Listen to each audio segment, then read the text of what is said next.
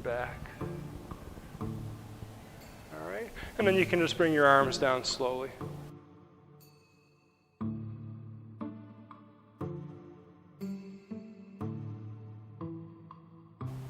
My name is Jim Moltzen. I'm almost 50 years old. I've been doing these exercises at various levels for about the last 30 years, 34 years.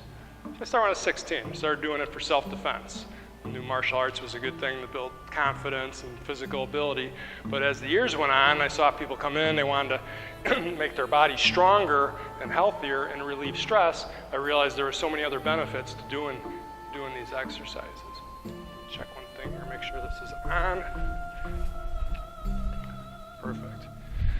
So I had a martial arts school. Me and a friend had two martial arts schools in the area, and Florida Hospital, same organization, contacted me and asked me to do a class for their Senior Friends program, Winter Park Memorial. And we did the class there for 4 or 5 years. They loved it. They would send people down to me as they came into the hospital. If someone was in poor health and they thought they could benefit from doing the Tai Chi exercises, they would say, why don't you go down to Jim's class? He's down there now. See if you like it. Jump in if you want. Sometimes we'd have 10 people, started with 2 or 3, but by the end of the class we'd have 10, 15, 20. By the end of that class I had 40 people coming. They didn't always come back. You know, people would come and they try it, maybe they liked it, maybe they didn't. So over the years, the number's gone up and down, and I ended up going to Winter Park Presbyterian Church, which is just a short ways down from there, because the congregation knew that there was space there, so they asked me to come do it at the church there too. So they called me about 3 weeks ago and said, do you want to come back and do a class at Florida Hospital? It's no longer Winter Park Memorial, it's Florida Hospital now. So I said, I thought you guys had moved on, because you know, the Eastern philosophy wasn't what Florida Hospital wanted to pursue, but that was some 10 years ago. Now everybody's starting to hear Tai Chi's good for this, Qigong exercise is good for that. You know, all these alternative exercises are good for different ailments. Well, they're not alternative. They've been around for thousands of years. It's just in our culture, they're kind of new. So they got to call it something, and it's new alternative exercises. But really, these exercises have been around for a very long time. So what I try to demonstrate with these exercises is the ability to do it, and for you to try and follow along. I don't make you do it. I don't walk around and check you. You follow my example and do it to the best of your ability, what you feel comfortable with. That way you don't feel like I'm going to touch your neck because your neck's been bothering you, or you don't feel comfortable with someone touching you. You do what you're feeling comfortable with. The way the exercises work, there's 3 main areas that we focus on. It's flexibility, strength, and self-awareness. With those areas, then other things branch off, like your coordination, your balance, your cardio, all those different things. So I would like you to all, if you want, stand up and try. We'll review some of the things we did last class, and then we'll add on and go from there. If you want to just watch, you're welcome to just watch also. All right? What we'll do is find enough space amongst yourselves. We got this whole room. I'm going to stay kind of in this black area so that I'm in the video. But if you have this much room to your sides, and this much room front and back, you should be good to go without flapping your hands in someone's face on accident.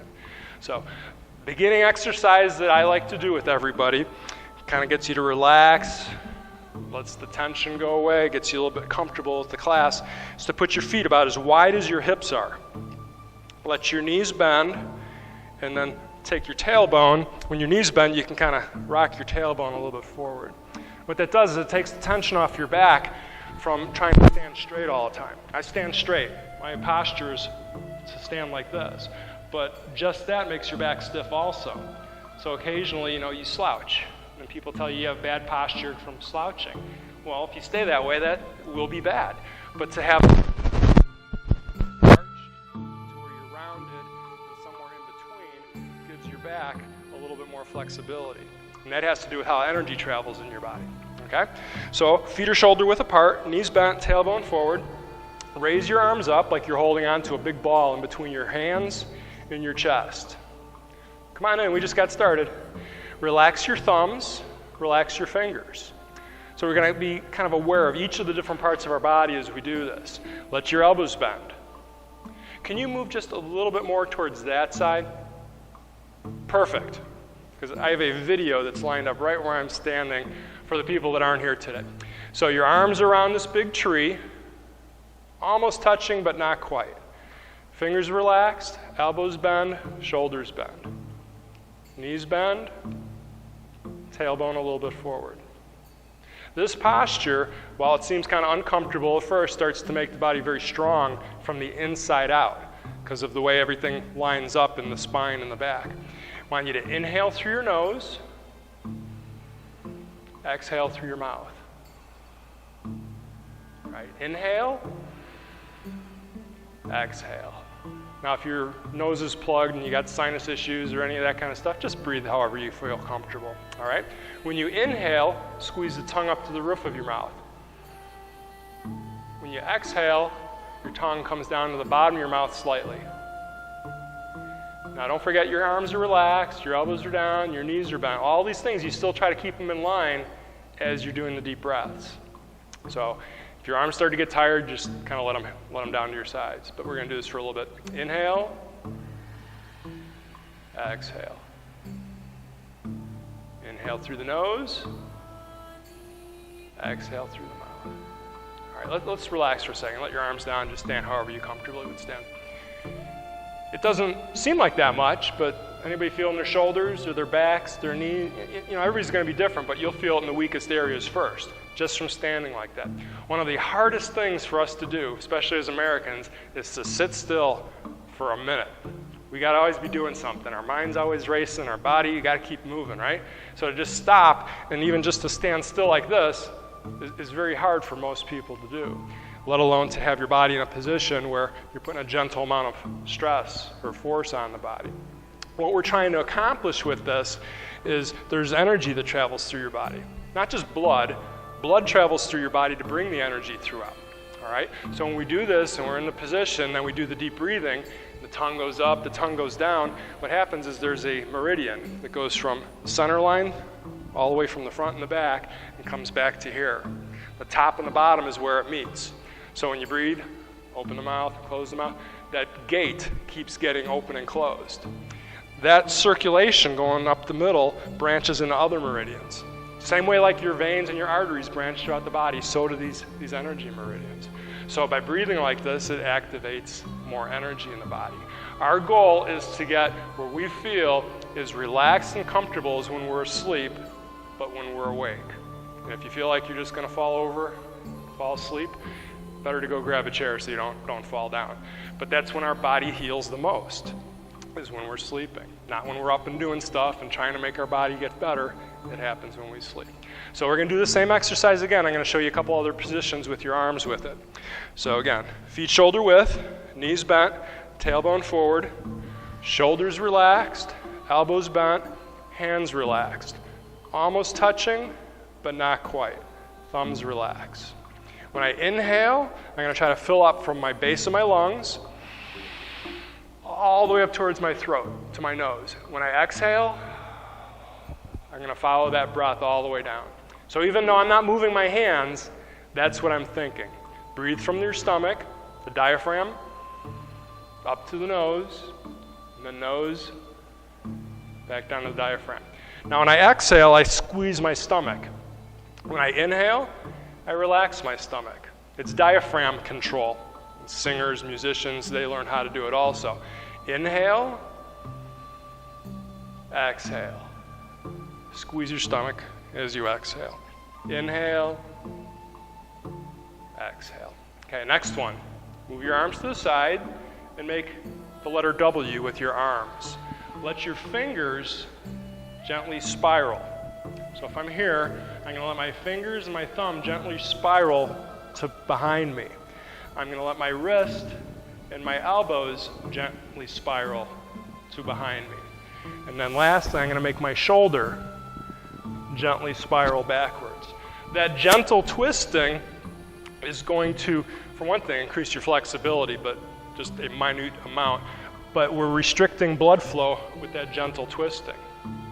So that when we relax and come back to another position, the blood races faster through those areas that it was previously restricted. So again, we're here. Bring your arms to the sides, palms up, like you have a ball in each palm, and then gently spiral spiral, spiral the shoulders. Just a little bit of tension. And some of you, if you've never moved those muscles like that before, it'll get a little painful. Claire, move your arms out just a little bit, and then relax the twist. Don't twist quite so hard. See, I won't walk around and twist your arm, but I can do it from over here, just telling you. Next one, turn your hand so that the thumbs point to the walls. Stretch, like you're trying to touch the walls. Fingers back, thumb out. Anybody feel a stretch, the tension on your skin? Then you'll feel the muscles, maybe your forearms, your wrists, and then back off. You feel that a lot?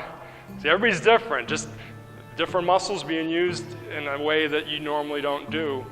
It gets the blood moving to those areas. If it gets too much, just drop them. Next one, all the way up to the ceiling, like you're trying to touch the ceiling, thumbs up, fingers down, and then bend the elbows. And then bring your focus back forward. All right, if we want to work on our balance a little bit more, look up and try and keep your head focusing upward. Try to stay away from the lights though, you don't want to stare at the lights. And then again, we're going to come back. You feel a difference now in your shoulders? For some, it's like, oh, my shoulders don't hurt as much, but now it's a different spot. And then back to here. And then to finish this, we're going to make a ball. A lot of the emphasis is making ball shapes. And then down, lock your knees, lock your elbows, squeeze your stomach, and let the breath out. All right? At any time you want to take a break and grab a seat, or just get out of the position, feel free to. I'm not making you be uncomfortable. If you're uncomfortable, you have to adjust it. The ball is a perfect shape. It's balanced, right? You draw a circle, hard to do by hand. You get out a compass, you draw it perfect. When we do these exercises, a lot of times we're trying to make this ball shape because in a philosophical view, it's a perfect shape. There's balance there. So we stretch one direction, we stretch equally the other direction. So many body problems and ailments come from us favoring one side of our body. Perfect example is athletes. They work a lot on their upper body, boxers, weightlifters. They make their upper body strong. They forget about some of the lower body. They don't train as much with that. Runners, they train their legs. They don't have as much arm strength. What we do as a culture is we drive with one arm out the window, the other hand on top. Or we lean forward. When we're talking, we're eating. We do all these different things, even when we stand. We stand in an unbalanced way. So when we do these exercises, we're going to do left side, we're going to do right side. We're going to do top, we're going to do bottom, we're going to do inside and out. And a lot of it comes back to the ball. So the next one we're going to do, put your feet a little wider. This is called a horse stance, like you're sitting on top of a horse. A little bit apart and point your toes just a little bit out from being straight. Here's this big ball in front of me, and I'm using just a little bit of effort to hold on to it.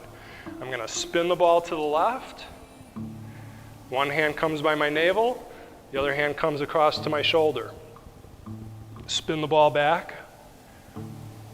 Spin the ball the other direction. Now when I spin the ball, I'm going to round my back by dipping my chin. When I come back to holding the ball, my back is arched. So this here is called horseback. If you can imagine getting on top of a horse, the back sags down, and that's where you sit, right? When I go from a horseback to this position, I'm going to call this turtleback, because the back on the turtle is very rounded the opposite direction. So a combination of being in this to this is kind of like giving yourself a chiropractic adjustment of your spine on your own, without having someone do it, cranking your back to make it line back up in the right spot. So from here, again, don't worry about which arm is which, because I'm mirroring you. Hold on to the ball. Back is arched. Wherever my chin goes dictates where my spine goes. When I round my back by dipping my chin, put one arm on top, the other one underneath. Now if you can, try to go to your opposite hip. Try to go to your opposite shoulder. Then I come back to being arched. You can sit down doing this exercise, by the way. You can do it laying down in a bed. You can do it anyway, as long as you can get your arms to move and your spine to roll. So once again, inhale, exhale. Now you'll see me kind of shift from side to side a little bit. Reason for doing that, again, inhale, exhale, is by doing that, I get comfortable with where my center of gravity is at. Another thing that we work on when we try to develop balance is an awareness where your center of gravity is at. So if you find your navel, and about maybe 3 inches below your navel, 3 inches back, is your physical center of gravity. As we do some of these exercises and you shift and you bend, become more aware of where that spot is at, it's easier for you to keep your balance. So as I start to do this and I kind of shift back and forth, I'm trying to lower my center of gravity with a little bit of stretching side to side to kind of settle into that spot. That in itself will make your balance better, knowing where your center of gravity is at. Okay, let's keep adding on to this. If you feel comfortable with what we just did, when I come to the opposite side from here, bottom hand comes on the inside and comes all the way up towards the ceiling, like I'm trying to put my hand on the ceiling. Same time, I'm going to try to put my other hand on the ground. My back is straight, but I'm pushing my shoulders away from my body. And then I relax. When I relax, I let my elbows bend, I let my knees bend. Then I go to the other side. Hand to the opposite shoulder, hand to the opposite hip, round your back, a little shift back and forth. As my bottom hand comes on the inside, I straighten up. Palm to the ceiling, palm to the ground, stretch away from your body. Feel the tension on your back, your shoulders, your legs, and then let the tension go. So a lot of this is just about being aware of all the different parts of your body and how they work, and how you can maneuver them. So again, spin the ball, doesn't matter which direction. Opposite hip, opposite shoulder, chin is down, my back is rounded. Each vertebrae is a little bit bent. Bottom hand comes on the inside, and I straighten up. One palm up, one palm down. Now we're going to put the balance into this again. Try to look up and turn your head. So if I got my left hand up, I'm going to tilt my head to the right and try to look up towards that hand. Take the tension away again. Back to holding on to the ball. Round the body. Inhale as you come up. Look up. Exhale. Come back. So I just keep going from side to side. Take as many breaths as you need to. I'm just giving you spots to kind of exaggerate breathing. Like here, I'm going to inhale. Exhale. Now when I'm going to lean to the side, I'm going to let my arm bend a little bit. I'm going to let my knee bend a little bit. Both my knees, so that I have my center of gravity again lower, so to feel more stable. If your legs are straight and your arms are straight, it feels like you're standing on top of a chair maybe. So let's lower the center of gravity, and then you can lean even a little bit more. Time to come back. Straighten your spine again. Opposite side. Round the back. Straighten the back. Stretch away from your body. Relax, little bend in your elbows, little bend in your knees. Head looks up, and then dip your shoulder a little bit. And then back. All right? And then you can just bring your arms down slowly. How's everybody doing? It's okay? Looks easy, but then you start doing it, like, hey, well, wait a minute, maybe it's not that easy. What a big benefit of doing martial arts with Tai Chi or Kung Fu, different various martial arts, yoga, Pilates, weight training to a lesser degree, activities that occupy your thought with details, give you a break from your normal everyday stress. Your organs are connected to your emotions. People that worry a lot have stomach problems. People that have a lack of joy, a lot of times have heart problems. People with too much laughter, too much joy, they get heart problems. People that have fear in their life have kidney problems. It's connected, it's that way. The Asian culture recognizes that much more than American culture. Here, a doctor will give you aspirin or some kind of painkiller because of the symptoms. A lot of the Asian cultures will say, you have fear in your life. Why do you have fear in your life? Well, I'm always afraid that I'm going to be sick, or I'm not going to be able to do this and that. And they're like, oh, you should do this exercise because it affects your stomach or your kidneys. And if your kidneys are stronger, you won't have as much fear in your thought. So when we do these exercises, I'm telling you all these little details, you start having this little mind game going on where you're thinking to yourself, what in the world is Jim explaining that he wants me to do? I can't stand on one leg and twist my hands and turn backwards. Well, maybe you can if you put your thought and your effort into what we're doing here and not think about what happens once you leave and you go home or going grocery shopping or Christmas shopping or traffic. Put your thought into what we're doing and the connection starts to become much stronger for your health. Does that all make sense? Let's go on to another exercise in the set that I have on that graphic. There's 8 exercises. I'm trying to do maybe 4 or 5 of them today. The next exercise is going to be to just shake your fingers loose. Like you got rings on your hand, you want to flick them off so they can hit the ground, make a loud noise, right? The example I usually say is that you're wet. And you want to get the water off your body. Now try to get your elbows to move with it. And then your shoulders.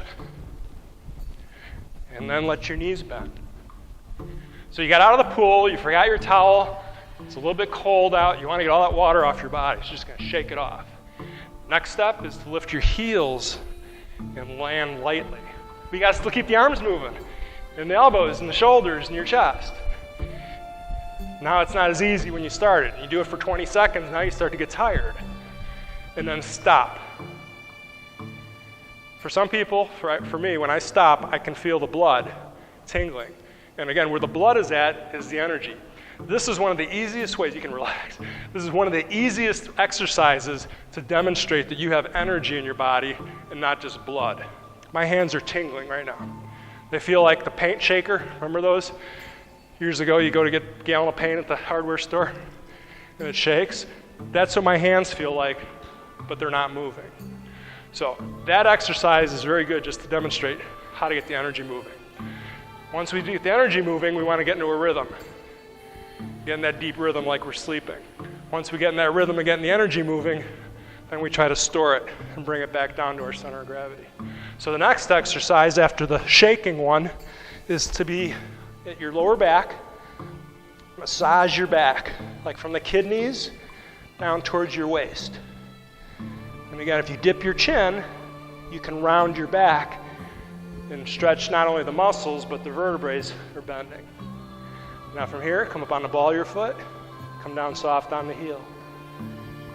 So yes, I'm asking you to rub your back, and at the same time, try to balance. This is how you develop balance, is by doing exercises that make you lose your balance. And then as you get more comfortable, you're like, okay, where's my center of gravity? I got to bend a little bit. I got to know where my weight is at if it's not over one leg. So after, again, about 20 seconds, you start to get a little tired. As you keep doing that, the muscles will start to adjust. You'll start to know where the center of gravity is at better. Next exercise. Feet apart, wide, and then a little bit out with the toes. Bend if you can, like you're sitting down like on a horse. Fingers on the inside, thumbs on the outside. This is a great exercise to do standing up, but if you need a chair, you do it in a chair too. Chin up, head up, arch your back. Chin down, round your back. Try to lean a little bit farther forward if you can.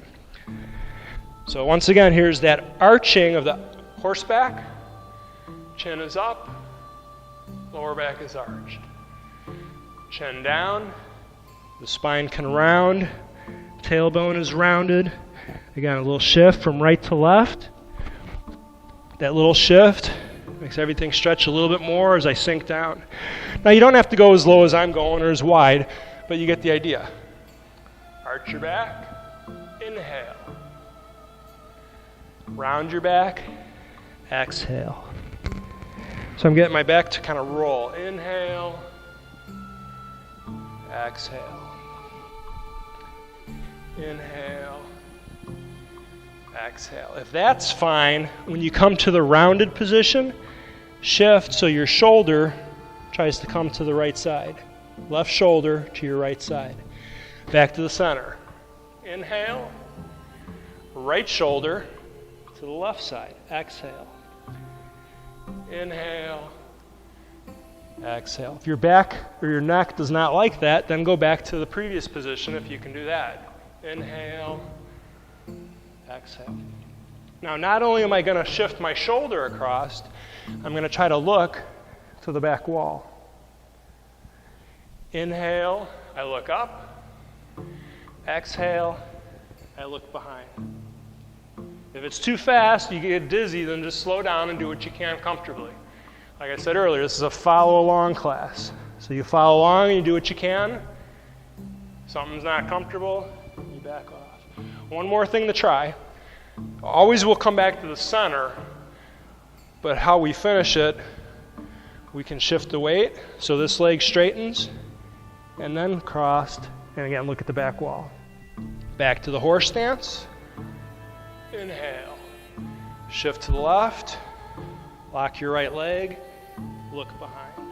Let's do one more on each side. Inhale. Exhale. Inhale. Exhale. To stand up, I'm going to shift my weight with my knees still bent. I come in, take a deep breath, and then straighten up slowly and slowly exhale.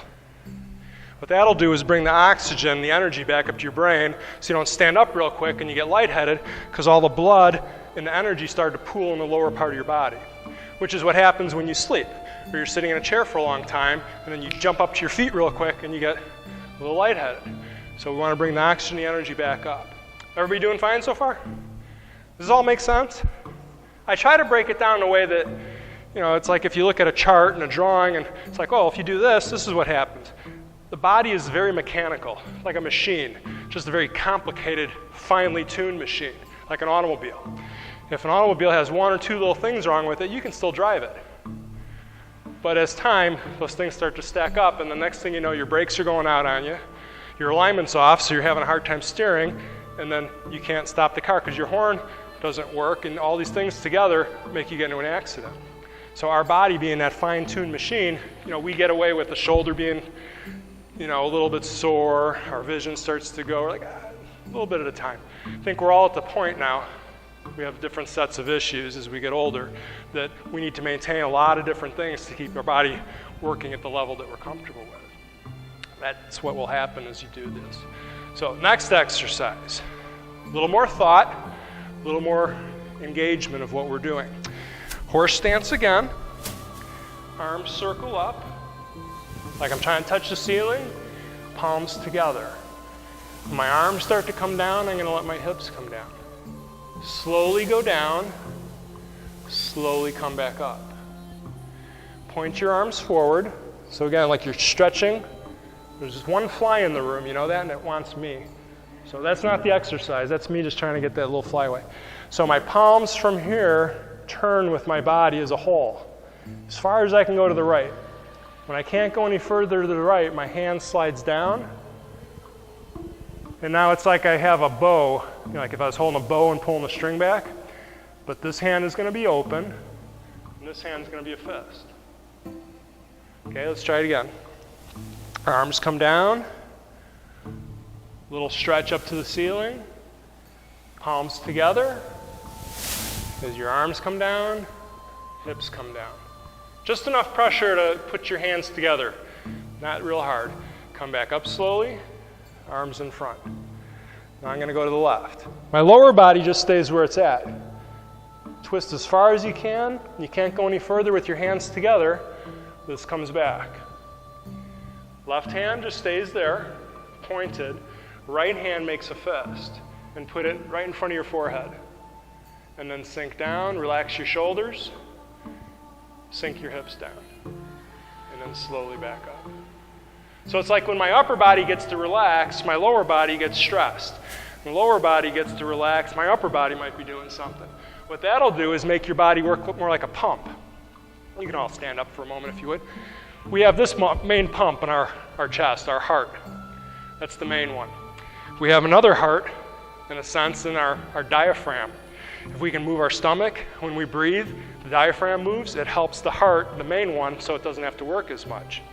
When we move the legs up and down, more specifically the calf and your ankle, that draws more of the blood down to your ankle. So the heart, again, doesn't have to work so hard. So we have 3 hearts that make the body move like a pump. So when we're relaxed up here, we put the stress on the lower body. We relax the lower body, we put some stress up here, it helps the heart once again. We have only so many beats in our heart through our lifetime. And we want them to be, effective, efficient heartbeats. We don't want to waste them. So if the other parts of the body can help, that makes this heart last longer.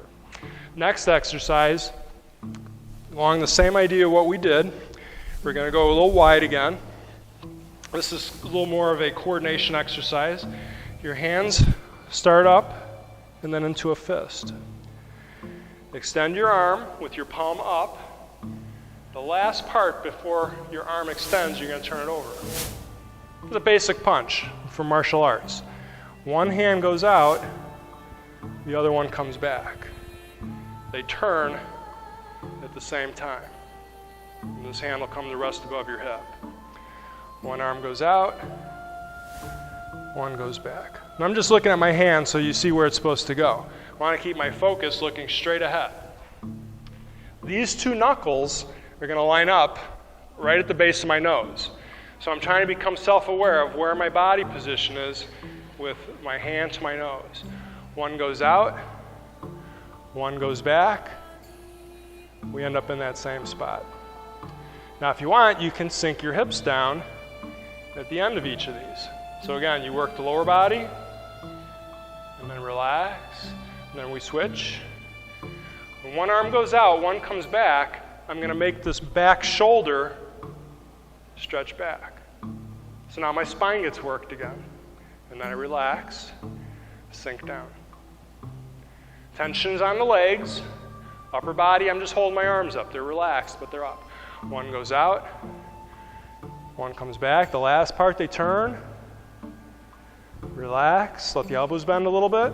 Let the hips bend. Sink down, and slowly back up. And then with all those, you can just stretch that one shoulder back. So what we're doing with the spine, doing that little bit of tension, twisting back and forth, your spine, you got all the muscles, you got the vertebrae, that's where your spinal column's at. My understanding of Parkinson's disease is there's somewhat of a disconnect or lack of the brain making the spinal column, the nervous system, do what it's supposed to do. So any of these exercises that we do where your spine is rolling, your spine is twisting, your spine is stretching, it's stimulating the nervous system. It's stretching the muscles, it's taking the vertebrae from being here to having a little bit more space between them. All of those things increase your circulation, get more energy going through your body. Does anybody have any questions on any of this? Because this is basically what we do. We do these kind of exercises, and then we go back to some of the breathing things. But these are the basic kind of exercises that we do. And then after a month, I throw a whole nother set at you, so that it's not like you feel like, gosh, we just do the same thing, and I get kind of bored doing it, Jim. Well, next month we do a different set that would make a different part of your body get a little bit stiff or sore or stimulated. And then the next month, a different one. So that way, you get so many different parts of your body that can get worked, you really start to make everything more in balance. A lot of people want this muscle big, these big, this flat. Well, if that's all you concentrate on, how do you exercise your pancreas or your spleen, your kidney? How do you exercise the organs? If you're relying upon moving your biceps, your stomach, and your thighs to make all the organs healthy, it isn't going to happen as much as if you're actually moving those organs and making the blood and the energy get more circulation into those organs.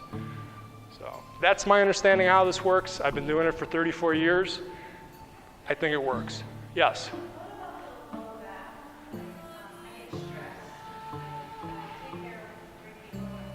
Yes. Right? Yes.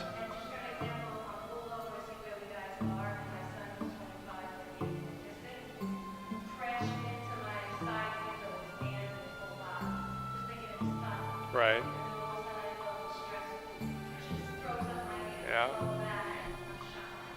It's all connected. Like I was saying, with the emotions and the organs. Your stress, a lot of times stress, it's attached from your nose, your eyes, from what you see. Your eyes take it in, and then it goes to your neck. And then you grind your teeth or you swallow, like I was talking about the last class, we swallow when there's stress. And that tension, then it works to your spine, and then down the nervous system. So it's all connected. Just like what we've been doing, by getting the back to stretch and twist subtly. If we go out and we do jazzercise and we're jumping up and down on the different platforms and we're putting stress on the spine where it's getting pounded, you feel better maybe for 4 or 5 minutes, and then 10 minutes, 15 minutes later, it tightens up. And then that process continues.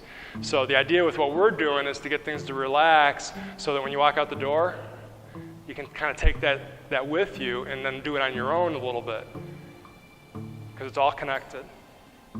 So my suggestion, the first thing, like what we did, that breathing, you can do that at home, just sitting on a couch. Give yourself 5 minutes. Go away from everybody. Inhale.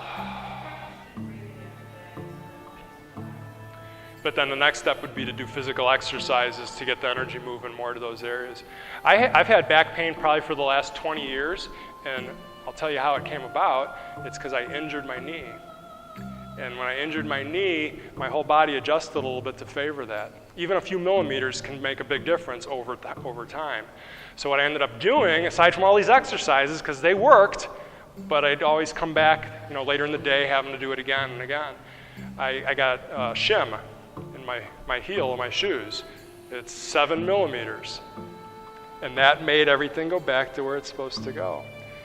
And it's like hitting myself in the head. It's like I should have known that earlier.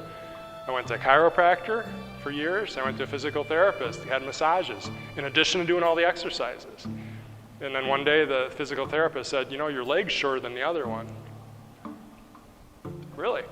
Went back to the chiropractor, he took an x-ray, and he saw that it was off. So now I've had, lack of that pain for years now. So it could be something other than the stress too. It can be your posture. It can be poor fitting shoes. It can be your lifestyle. If you're bending a lot, getting stiff from that. So, any other questions? So my plan is to talk with Anissa, let her know that more people came again, and then she'll see if the space will be available after the first of the year, and if so, and if you all want to do it, we'll continue it probably for at least a month, see how the interest goes, and then continue as we see fit. I've offered to all of you that you can come to my other class, which I have the schedule for, and there's directions around, they call the address is on the sheet. So that class has been going on for years now if you want to attend that. It was an hour before here, 11:30 to 12:30, on Mondays and Fridays at Winter Park Presbyterian Church, which is on Lakemont Avenue in Winter Park. Yes, about half a mile. You'll see Winter Park Hospital, then you'll see, it's not Winter Park Hospital, it's Florida Hospital, I always mix that up. You'll see the Wellness Center, the Crosby Wellness Center. You'll see a fire station. The next big set of buildings is the church there. So we do the same exercises, it's just that group, it's more general. We'll do the same thing we just did, but I wouldn't explain to them about how the spine necessarily works for Parkinson's because it's a little more specific with why we're doing some of the exercises that way here. Not necessarily. What happens with these exercises, everybody, we do it and we enjoy it, and then time to move on to the next thing. Not everybody commits them to memory.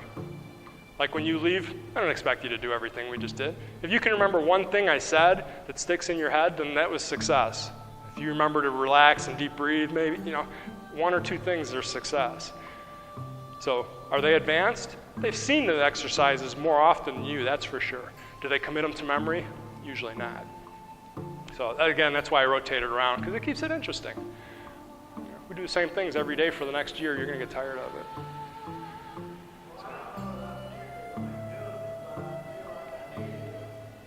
Well, we don't always like to eat broccoli, but it's good for you to have once in a while.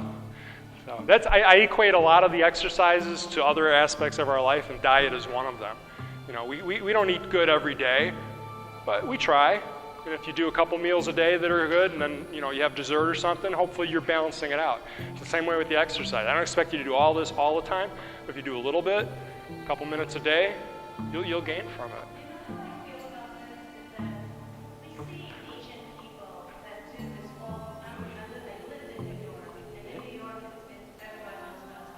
Right.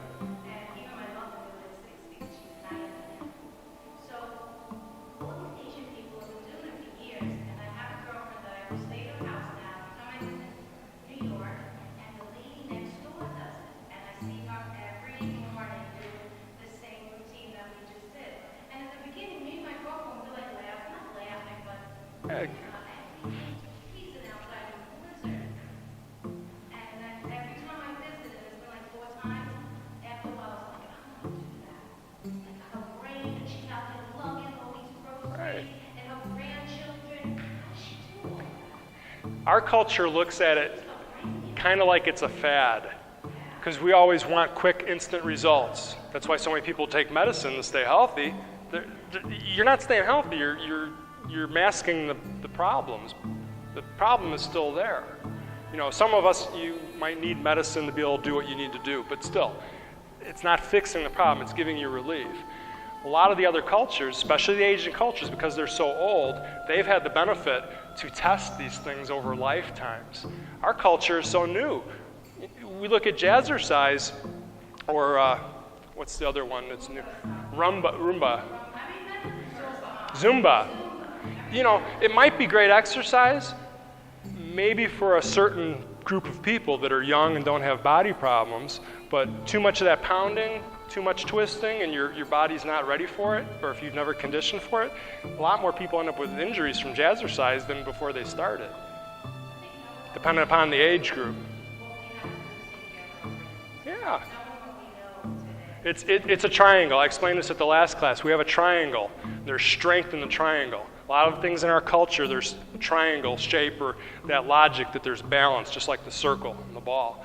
If we think positive and we have a healthy lifestyle and we eat healthy, that's the strongest triangle. Keep all three of them equally intact. Unfortunately, we don't do that, or our culture, we let it dictate for us. So we can get away with eating poorly, but if we exercise a lot and we got a pretty positive mental attitude, that'll take us a long ways. You'll see people that smoke, but then they go to the gym and exercise for an hour. They seem like they're in pretty good shape. But what happens is we keep getting older, you can't let that triangle get out of balance. It becomes more and more important to keep all three of those things balanced. These exercises, I've been doing them for 34 years, so I can only give you that amount of benefit that I've experienced from it. People that have been doing other types of conventional exercise, running, swimming, lifting weights, a lot of times you hear, like I can't swim as much anymore. It's too cold. It's not comfortable. Or I don't lift weights as much because I hurt my shoulder. This is what people will say. Well, what we just did, you can do it standing, sitting, laying in a bed. You can do it every day if you want, as long as you got a little bit of space. So I'm not trying to sell you on it. I know for me that it's benefited. My other group, they've been doing it for a long time. So you just kind of got to decide if it's something you want to try and do. And I don't expect people to make every class. I know you have stuff going on in your lives too. But I'm trying to get it where we have about at least 10 people in the group. And then if a couple miss here and there, it's not a big deal. And then there's a starting point where it can grow from there.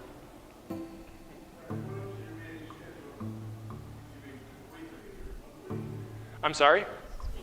We would be doing this probably to start Mondays at 1:30 to 2:30. Just because that's a time we picked, we got to start somewhere.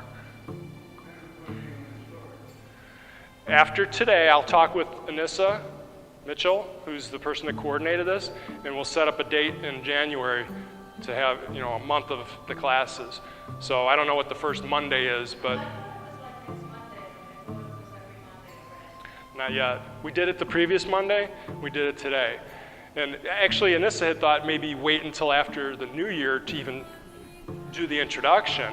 And my comment was, I have time right now, because I work for myself and my daytimes are more open. Why don't we try it now, If people think that they can get some benefit from doing it, why wait? And then going into the holidays when it gets busy, we can take a little time off, but at least I know there's a handful of people that want to do it.